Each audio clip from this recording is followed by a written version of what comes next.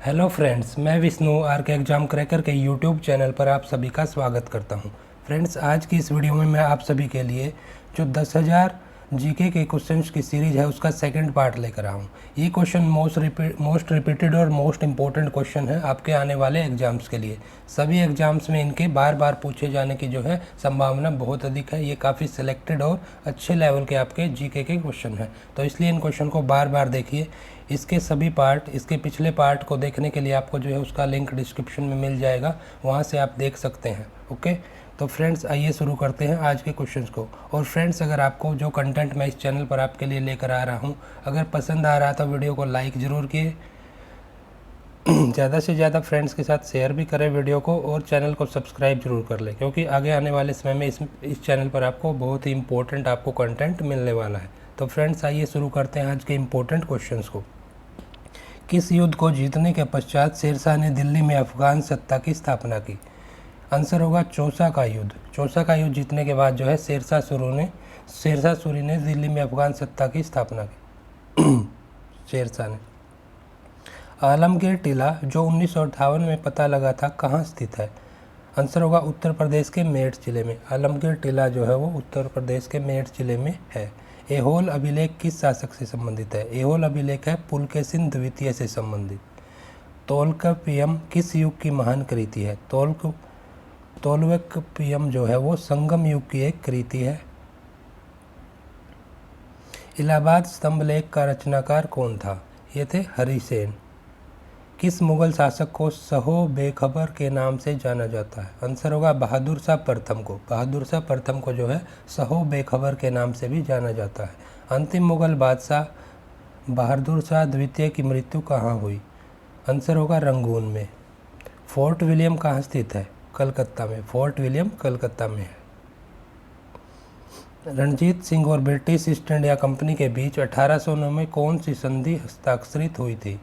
Answer होगा अमृतसर की संधि। 1809 में जो रणजीत सिंह और ब्रिटिश ईस्ट इंडिया कंपनी के बीच संधि हुई वो थी अमृतसर की संधि। सिंध विजय का श्रेय किस ब्रिटिश अधिकारी को जाता है?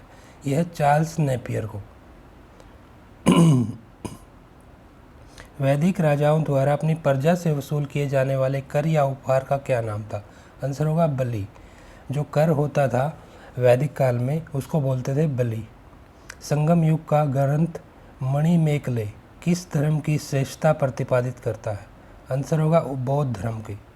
भगवान बुद्ध के जीवन की किस घटना को महाभिनिष्क्रमण कहा जाता है? गृह त्याग को, जो उन्होंने घर छोड़ा था उसको महाभिनिष्क्रमण बोला जाता है बौद्ध धर्म में। किस स्रोत के अनुसार अशोक ने अपनी वृद्धावस्था में राज सिंहासन का अपने पौत्र संपत्ति के अपक्ष में जो है परित्याग किया? यह है दिव्यावदान। जो दिव्यदान ग्रंथ है, स्रोत है, इससे ये पता चलता है। चालीसा यानी 40 अमीरों का समूह का जड़ मूल से किसने विनाश किया? आंसर होगा बलबन ने। बलबन ने जो है चालीसा, जो कि 40 अमीरों, 40 जो बड़े लोग थे उनका समूह था ये, उस समय पर उसका विनाश किया था, उसको ख़त्म किया था बलबन ने। हैदराबाद नगर का संस्थापक कौन था? मोहम्मद अली कुतुब शाह जो है वो हैदराबाद नगर के संस्थापक थे। चांद बीबी का विवाह किस राज्य के किस सुल्तान के साथ हुआ? चांद बीबी का जो विवाह है वो बीहापुर के अली आदिल शाह जो है सुल्तान से हुआ था। सुप्रसिद्ध कृति तबकात ए अकबरी की रचना किसने की? आंसर होगा ख्वाजा निजामुद्दीन अहमद। इन्होंने जो है तबकात ए अकबरी की रचना की। सामवेद को गाने वाले विशेषज्ञ को क्या कहा जाता है? उद्गाता। उद्गाता कहा जाता है जो सामवेद को गाते हैं उस विशेषज्ञ को। जैन साहित्य को किस नाम से जाना जाता है? उत्तर हुआ आगम। जैन साहित्य को कहा जाता है आगम। अधिकांश विद्वानों के अनुसार सिंधु घाटी सभ्यता के निर्माता कौन थे? ये थे द्रविड़ लोग। जो द्रविड़ लोग थे वो जो है सिंधु घाटी के निर्माता थे। संगम काल में राजा के जन्मदिन को क्या कहा जाता था?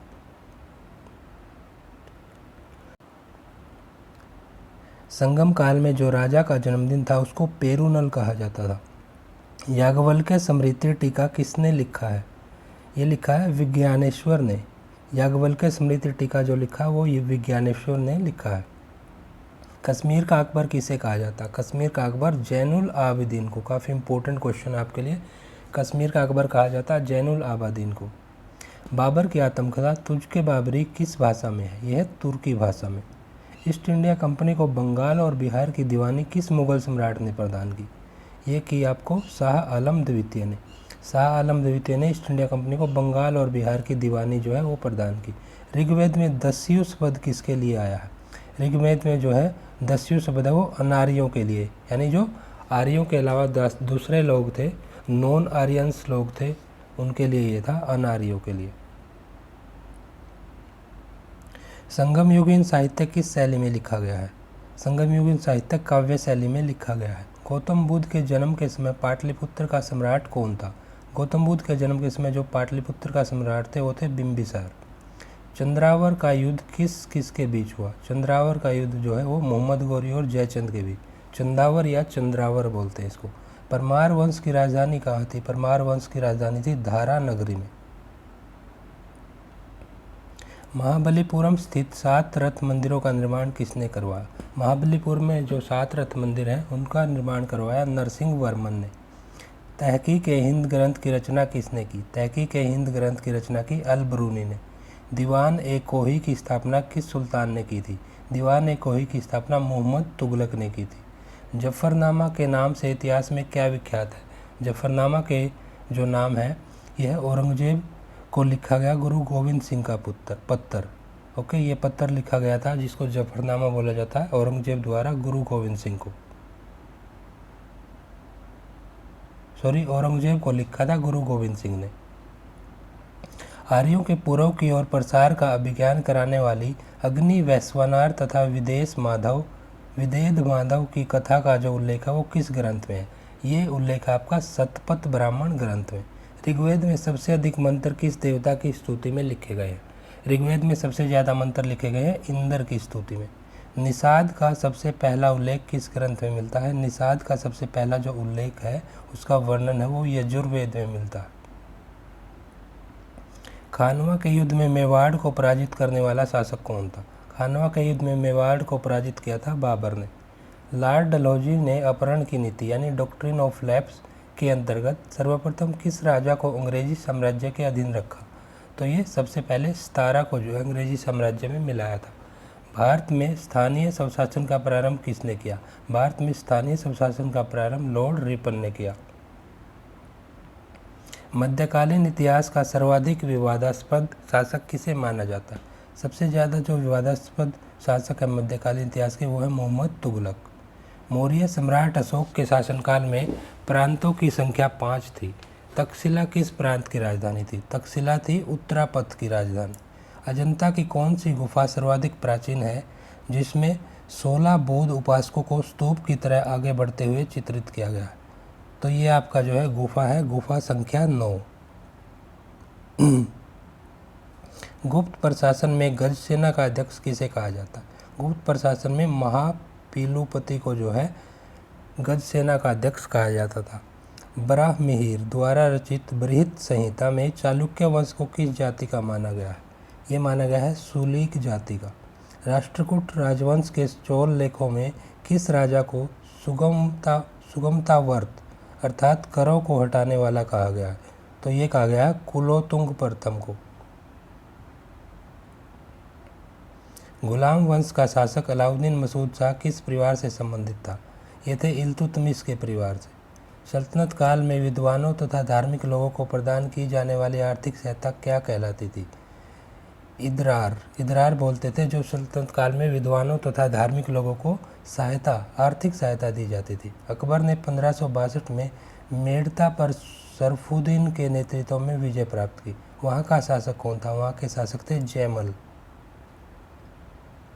एंग्लो इंडियन हिंदू एसोसिएशन की स्थापना किसने की? एंग्लो इंडियन हिंदू एसोसिएशन की स्थापना की गई थी हेनरी विवियन देरोजियो के द्वारा। महात्मा बुद्ध की मृत्यु के बाद उनके शरीर के अवशेषों पर कितने स्तूपों का निर्माण किया गया? तो महात्मा बुद्ध की मृत्यु के बाद उनके शरीर के जो अवशेष है वहाँ पर 8 स्तूपों का निर्माण किया गया। गुप्तोत्तर काल में राजा द्वारा प्रदत्त भूमि अनुदानों के आज्ञा पत्र क्या कहलाते हैं? गुप्तोत्तर काल में जो राजा द्वारा दी गई प्रदत्त भूमि थी अनुदानों के, उनके आज्ञा पत्रों कहा जाता है शासन पत्र। किस इमारत को ताजमहल की फूहड़ नकल कहा जाता है? जो बीबी का मकबरा है उसको ताजमहल की फूहड़ नकल कहा जाता है। हुजूर दफ्तर क्या था? हुजूर दफ्तर जो है वो पुणे में पेशवा का शिवालय था। लिंगायत संप्रदाय के अनुयायी किस देवता के उपासक थे? लिंगायत संप्रदाय के अनुयायी थे शिव के उपासक। दीवान ए ईसा का क्या कार्य था? दीवान ए ईसा का कार्य था पत्र व्यवहार का कार्य। दिल्ली सल्तनत का वह कौन सा सुल्तान था जिसने एक अकाल संहिता तैयार की? दिल्ली सल्तनत का सुल्तान था मोहम्मद बिन तुगलक, जिसने अकाल संहिता तैयार की थी। उसका एक एक्सपेरिमेंट था। लोहगढ़ का किला किसने बनवाया? लोहगढ़ का किला गुरु गोविंद सिंह ने बनवाया था। कश्मीर के मार्तंड मंदिर के संस्थापक कौन थे? कश्मीर का जो मार्तंड मंदिर है उसके संस्थापक थे ललितादित्य मुक्तपीड़। ऋग्वेद में किस अपराध का सबसे अधिक उल्लेख है? जो पशु चोरी का अपराध है उसका सबसे ज़्यादा वर्णन ऋग्वेद में दिया गया। उत्तर वैदिक काल में शासन व्यवस्था का सामान्य रूप क्या था? जो राजतंत्र है ये जो है शासन व्यवस्था का सामान्य रूप था उत्तर वैदिक काल में। मौर्य वंश का कौन सा शासक वृद्धावस्था में जैन संत भद्रबाहु के साथ दक्षिण चला गया? जो चंद्रगुप्त मौर्य थे वो जो है वृद्धावस्था में जैन संत भद्रबाहु के साथ दक्षिण जो भारत है उसमें चले गए थे। गुप्तोत्तरकालीन भूमि व्यवस्था के विरोध अथवा विद्रोह स्वरूप किस धार्मिक संप्रदाय का उदय हुआ? गुप्तोत्तरकालीन जो भूमि व्यवस्था का विरोध है उसके अनुसार उसके बाद जो है लिंगायत संप्रदाय का जो है उदय हुआ। मनु एवं याज्ञवल्क्य स्मृतियों में स्त्रियों को किसके समतुल्य कहा गया है? तो यहाँ पर शूद्रों के समतुल्य बताया गया है स्त्रियों को। महमूद गजनवी ने भारत पर प्रथम तथा अंतिम आक्रमण किस वर्ष किए? महमूद गजनवी ने सबसे पहला आक्रमण 1000 ईस्वी में और सबसे जो लास्ट है अंतिम है वो 1027 ईस्वी में किया था। राष्ट्रकूट किस राजवंश का उत्तराधिकारी था? उत्तराधिकारी राजवंश था, तो ये थे वाकाटक राजवंश के उत्तराधिकारी। मीर कासिम ने अपनी राजधानी मुर्शिदाबाद से कहाँ स्थानांतरित की? मीर कासिम ने जो अपनी राजधानी बदली थी वो मुर्शिदाबाद से मुंगेर में बदली। चोल शासक किस मत के संरक्षक थे? चोल शासक थे वो शैव मत इसके संरक्षक थे। चित्तौड़ अभियान के दौरान एक फारसी इतिहासकार अलाउद्दीन खिलजी के साथ गया था, वह कौन था? वे थे अमीर खुसरो। हड़प्पा संस्कृति में घोड़े की अस्थियां किस स्थल से प्राप्त हुए?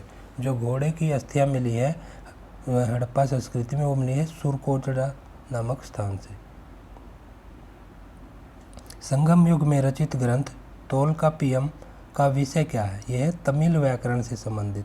जूनागढ़ स्थित सुदर्शन झील का निर्माण किसने कराया? जूनागढ़ में जो सुदर्शन झील है उसका निर्माण चंद्रगुप्त मौर्य ने करवाया। मिस्र के शासक टोलेमी ने डायोनियस को दूत बनाकर भारत के किस शासक के पास भेजा? जो मिस्र के शासक थे टोलेमी, उसने डायोनियस को जो दूत यानी एम्बेसडर बनाकर भेजा वो बिंदुसार के दरबार में भेजा। अभिलेखों में देवा नाम प्रिय तथा प्रियदसी किस शासक को कहा गया? ये नाम दिए गए हैं अशोक। किस बौद्ध भिक्षु के प्रभाव से अशोक का धर्म परिवर्तन हुआ?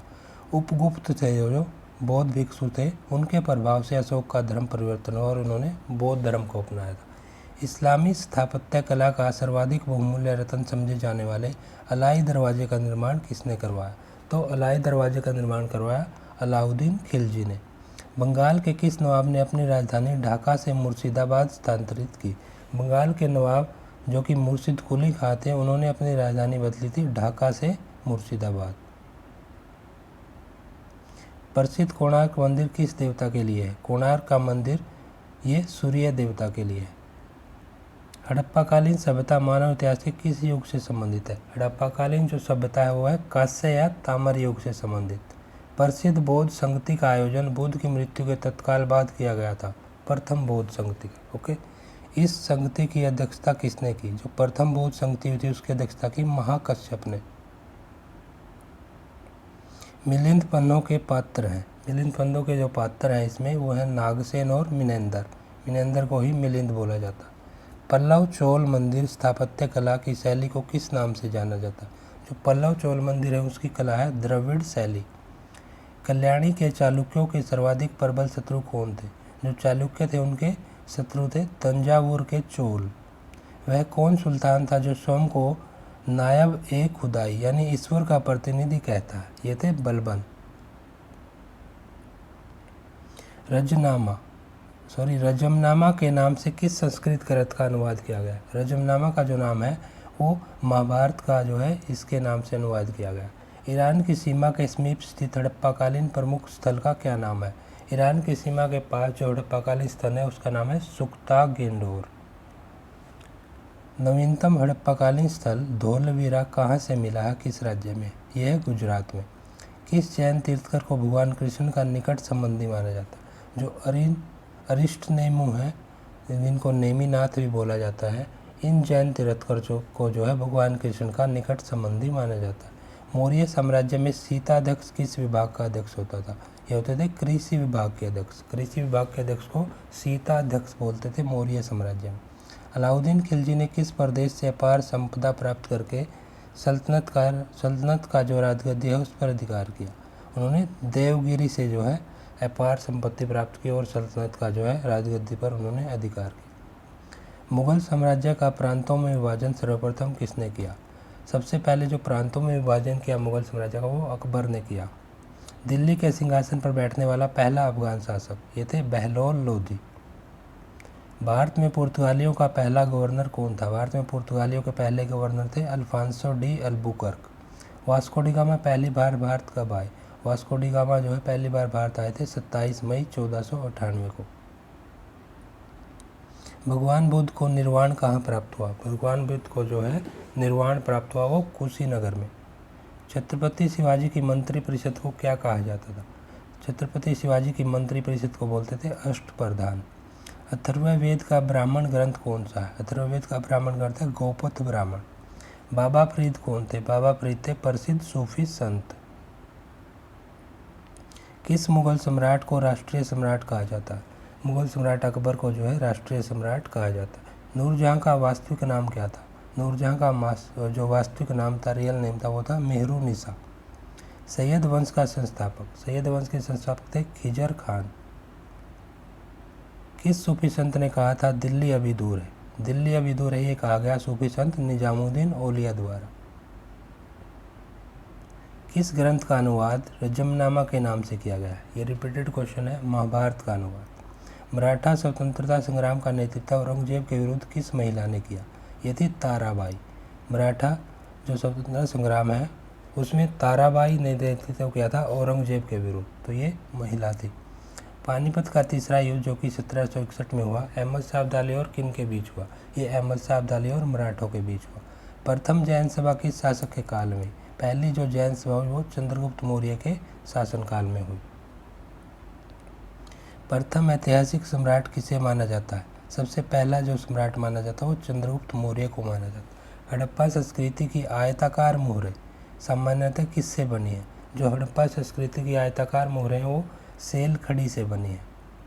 वैदिक युग में राज व्यवस्था का स्वरूप कैसा था? वैदिक युग में जो राज व्यवस्था का स्वरूप था वो था राजतंत्र था। ऋग्वेद में सबसे अधिक मंत्र किस देवता के हैं? ऋग्वेद में सबसे अधिक मंत्र है इंद्र के। वेदांत शब्द का प्रयोग कहाँ पर किया गया? किसके लिए किया गया? वेदांत शब्द का प्रयोग किया गया उपनिषदों के लिए। 1769-70 का जो प्रसिद्ध काल है वो देश के किस भाग में पड़ा? ये पड़ा था बंगाल में। शाहजहाँ ने जहांगीर के विरुद्ध विद्रोह किस वर्ष किया था? शाहजहाँ ने जो जहांगीर के विरुद्ध विद्रोह किया वो सन 1623 में। खालसा का आरंभ किस सिख गुरु ने किया? खालसा पंथ का आरंभ किया गुरु गोविंद सिंह ने। अंग्रेजों का सबसे पहला संघर्ष किस मुगल सम्राट के साथ हुआ? अंग्रेजों का सबसे पहला संघर्ष हुआ औरंगजेब के साथ। चौथी बौद्ध संगति किसके संरक्षण में संपन्न हुई? चौथी बौद्ध संगति हुई कनिष्क के संरक्षण में। महावीर स्वामी ने अपने संघों को 11 गणों में बांटकर चतुर्विध संघ की स्थापना कहाँ की? ये की उन्होंने पावा में। हड़प्पा संस्कृति से संबंधित स्थल रंगपुर किस राज्य में है? रंगपुर है गुजरात में। वैदिक युग में अनस किसका परिचायक था? अनस था बैलगाड़ी का परिचायक। तैमूर के आक्रमण के समय भारत पर किस वंश का शासन था? तैमूर ने जब भारत पर आक्रमण किया उस समय भारत पर तो तुगलक वंश का शासन था। फुतुत है फिरोज शाही किस सुल्तान की आत्मकथा का नाम है? तो फुतुत है फिरोज शाही है फिरोज शाह तुगलक की आत्मकथा का नाम। कौन सा सूफी संप्रदाय बिहार में अधिक लोकप्रिय था? जो फिरदौसी है ये सूफी संप्रदाय था, बिहार में सबसे ज़्यादा लोकप्रिय है। महाबलीपुरम के मंदिरों का निर्माण किस राजवंश के शासकों ने करवाया? महाबलीपुरम के जो मंदिर है उनका निर्माण पल्लव वंश के शासकों ने करवाया था। राष्ट्रकूटों का प्रसिद्ध स्थापत्य कार्य कौन सा है? यह है कैलाश मंदिर की स्थापना। दिल्ली के लाल किले में मोती मस्जिद का निर्माण किसने करवाया? जो दिल्ली के लाल किले में मोती मस्जिद का निर्माण करवाया वो औरंगजेब ने करवाया था। वैदिक राजाओं द्वारा अपनी प्रजा से वसूल किए जाने वाले कर को क्या कहा जाता था? ये कहा जाता बलि। स्वतंत्रोत्तर भारत में, स्वतंत्रता के बाद जो भारत में सबसे अधिक संख्या हड़प्पा युगीन स्थलों की खोज किस राज्य में? सबसे ज़्यादा ये हड़प्पा के जो स्थल मिले वो गुजरात में मिले। आजीविका जो संप्रदाय है उसके प्रतिपादक कौन थे? ये थे मक्खल गोसाल। किस स्थान को बौद्ध धर्म की जन्मस्थली कहा गया है? ये कहा गया लुम्बिनी को। शिवाजी के पिता शाहजी भोसले मूलतः किस राज्य की राज सेवा में थे? ये थे अहमदनगर की राज सेवा में। विक्रमशिला बौद्ध मठ की स्थापना किसने की? विक्रमशिला बौद्ध मठ की स्थापना धर्मपाल ने की। दिलवाड़ा के जैन मंदिर कहाँ है? दिलवाड़ा के जैन मंदिर माउंट आबू राजस्थान में। राजस्थान के कालीबंगा में सिंधु घाटी सभ्यता के अवशेष प्राप्त हुए। यह स्थान किस जिले में? यह गंगानगर जिले में। राजस्थान के गंगानगर जिला है जहाँ पर कालीबंगा में जो है सिंधु घाटी सभ्यता के अवशेष मिले हैं। मध्यकालीन भारत के किस शासक ने मजहर की घोषणा की? तो ये अकबर ने की। दिल्ली के लाल किले का निर्माण किस मुगल शासक ने करवाया? इस किले में मोती मस्जिद का निर्माण किसने करवाया? तो लाल किले का निर्माण तो करवाया शाहजहाँ ने, लेकिन उसके अंदर जो मोती मस्जिद है उसका निर्माण करवाया औरंगजेब ने। तो दोनों आपको याद रखने। तो फ्रेंड्स ये काफ़ी इंपॉर्टेंट आपके लिए क्वेश्चन ये मैं लेकर आया हूँ, तो बार बार इन क्वेश्चन को देखिए, आने वाले एग्जाम्स में यहाँ से आपको क्वेश्चन मिलने वाले हैं। दिल्ली सल्तनत के किस शासक ने राजधानी जो है दिल्ली से बदलकर दौलताबाद करने का फैसला किया? ये किया था मोहम्मद बिन तुगलक ने।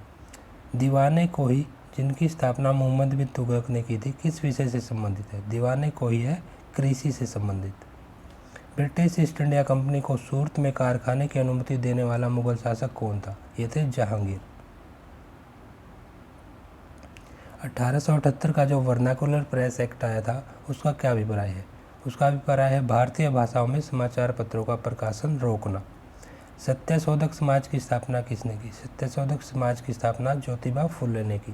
पेशावर किस सम्राट के शासनकाल में बौद्ध सभ्यता को प्रसिद्ध केंद्र था? बौद्ध सभ्यता का जो पेशावर केंद्र था वो थे कनिष्क के शासनकाल में। कनिष्क की राजधानी भी थी। मोहम्मद तुगलक के शासनकाल के अंतिम दिनों में दक्षिणी भारत में किस दो विशाल स्वतंत्र राज्यों का उदय? ये उदय हुआ था विजयनगर और बहमनी साम्राज्य का। खानवा के युद्ध में मेवाड़ को पराजित करने वाला शासक कौन था? खानवा के युद्ध में मेवाड़ को पराजित किया बाबर ने। दास वंश को समाप्त कर खिलजी वंश की आधारशिला रखने वाला खिलजी वंश का शासक कौन था? तो खिलजी वंश की फाउंडेशन रखी थी जलालुद्दीन खिलजी ने। इन्होंने दास वंश का खात्मा किया। कुव्वतुल उल इस्लाम मस्जिद, इसका निर्माण किसने करवाया? कुव्वतुल उल इस्लाम मस्जिद का निर्माण कुतुबुद्दीन ऐबक ने करवाया। भारत पर आक्रमण करने के लिए 1524 में बाबर को लोधी वंश के किन दो सरदारों ने आमंत्रित किया? तो बाबर को आमंत्रित किया आलम खां लोधी और दौलत खां लोधी ने। 1757 में अलीनगर की संधि किन किन के मध्य हुई? अलीनगर की संधि हुई 1757 में सिराजुद्दौला और रॉबर्ट क्लाइव के बीच। किस एक्ट के अंतर्गत कलकत्ता सर्वोच्च न्यायालय की स्थापना हुई? कलकत्ता सर्वोच्च न्यायालय की स्थापना हुई रेगुलेटिंग एक्ट 1773 के अंतर्गत। सामवेद का प्रथम दृष्टा वेदव्यास के किस शिष्य को माना जाता है? तो ये माना जाता है जैमिनी को। अशोक के अधिकांश अभिलेख किस लिपि में है? अशोक के सबसे ज़्यादा अभिलेख ब्राह्मी लिपि में है। किस बौद्ध ग्रंथ से यह पता चलता है कि 6ठी शताब्दी ईस्वी पूर्व 16 महाजनपद है जो जिनको क्षेत्रीय राज्य बोला जाता है वो विद्यमान थे? तो ये ग्रंथ है अंगुत्तर निकाय, इसमें ये दिया गया है। किसने लिखा है कि ब्राह्मण की परीक्षा तुला से, क्षत्रिय की अग्नि से, वैश्य की जल से और शूद्र की विष से की जानी चाहिए? तो ये लिखा गया है वराहमिहिर के द्वारा। वराहमिहिर ने ये बात जो है लिखी है। काफ़ी इंपॉर्टेंट क्वेश्चन है। वराहमिहिर ने अपनी किस पुस्तक में चारों वर्णों के लिए अलग अलग न्याय कसौटियों का विद्यमान किया? और एक इनका ग्रंथ है वृत्त संहिता, इसमें इन्होंने जो है इसके बारे में बताया है। चेर केवियो ने किसको अपना सबसे महान राजा बताया? चेर कवियों ने जो है सेनगुट्टवन लाल चेर को सबसे अपना महान राजा बताया। 1983 ईस्वी में गंग राजा राजमल चतुर्थ के किस मंत्री ने श्रवण बेलागोला में गोमतेश्वर की जो गोमतेश्वर है उनकी 56.5 फुट की ऊंची प्रतिमा का निर्माण करवा? तो ये राजा थे चामुंडराय। खेर उल मजलिस का लेखक कौन है? खेर उल मजलिस के लेखक है हमीद कलंदर। वर्नाकुलर प्रेस एक्ट का कब तथा किस वायसराय के समय में ये पारित हुआ? वर्नाकुलर प्रेस एक्ट जो है 1878 में लॉर्ड लिटन के समय में जो है पारित हुआ। अकबर के दरबार में सबसे प्रसिद्ध हिंदी कवि ये थे अब्दुल रहीम खान खाना। मलिक काफूर के विरुद्ध लड़ने वाले वारंगल के काकतीय शासक थे। जो मलिक काफूर के खिलाफ लड़े थे वारंगल के जो काकतीय शासक थे वो थे Pratap Rudradev. Carrot and stick इसकी नीति को अपनाने वाले लॉर्ड मिंटो किसके बाद इस पद पर आए? कैरेट एंड स्टिक की जो नीति थी इसको अपनाने वाले लॉर्ड मिंटो आए लॉर्ड कर्जन के बाद पद पर। स्थायी भू बंदोबस्त किस गवर्नर जनरल ने और कहाँ आरंभ किया? स्थायी भू बंदोबस्त है वो लॉर्ड कॉर्नवालिस ने जो है बंगाल में शुरू किया। सासाराम बिहार में किस शासक का मकबरा? सासाराम बिहार में शेरशाह सूरी का मकबरा। अष्टांग मार्ग का पालन करने की शिक्षा किसने दी थी? अष्टांग मार्ग का जो पालन करने की शिक्षा गौतम बुद्ध ने दी। टीपू सुल्तान के शासनकाल में मैसूर की राजधानी? टीपू सुल्तान के शासनकाल में मैसूर की राजधानी थी श्रीरंगपट्टनम। सर्वप्रथम किस शासक ने आगरा को अपनी राजधानी बनाया? सबसे पहले आगरा को राजधानी बनाया सिकंदर लोदी ने। वैशाली किस प्राचीन राज्य की राजधानी थी? प्राचीन राज्य था लिच्छवी राज्य, उसकी राजधानी थी वैशाली। भारत में खरोष्टी लिपि को स्थापित किया था? जो ईरानी लोग थे ईरानियों ने जो है भारत में खरोष्टी लिपि को स्थापित किया था। गोधन को अन्नदा वंदा सुखदा कहा गया है? ये कहा गया है सुत्त निपात में। सुत्त निपात में जो है गोधन को अनंदा वंदा और सुखदा कहा गया। चिरांद में जो लाल एवं काले मृदभांड थे उस काल का संबंध किस धातु से है? वो धातु है लोहा। संपन्न एवं धनी किसानों को संगम साहित्य में क्या कहा गया? जो संपन्न एवं धनी किसान थे उनको बोला गया है वेलाम संगम साहित्य में। ऋग्वेद में एघन्या शब्द का इस्तेमाल किसके लिए किया गया है? एघन्या शब्द का इस्तेमाल है दूध देने वाली गाय के लिए। तो फ्रेंड्स ये आज के आपके इम्पोर्टेंट क्वेश्चन थे। इस पार्ट में हमने काफ़ी इम्पोर्टेंट क्वेश्चन डिस्कस किए। आप इन क्वेश्चन को बार बार देखिए। आशा करता हूँ ये कंटेंट आपको पसंद आ रहा होगा। अगर ये कंटेंट आपको पसंद आ रहा था वीडियोज़ को लाइक ज़रूर करें, ज़्यादा से ज़्यादा अपने फ्रेंड्स के साथ शेयर करें। हमारी डेली क्लासेज के लिए चैनल को सब्सक्राइब जरूर कर लें और बेल आइकन को भी प्रेस कर लें। इससे आपको हमारी आने वाली सभी वीडियोज़ के नोटिफिकेशन मिलते रहेंगे। आप आसानी से हमारी वीडियोज़ को देख पाएंगे। तो फ्रेंड्स आज के इन्हीं क्वेश्चन के साथ वीडियो को समाप्त करते हैं और मिलते हैं नेक्स्ट वीडियो में और इम्पोर्टेंट क्वेश्चंस और इम्पोर्टेंट कंटेंट के साथ। Thank you.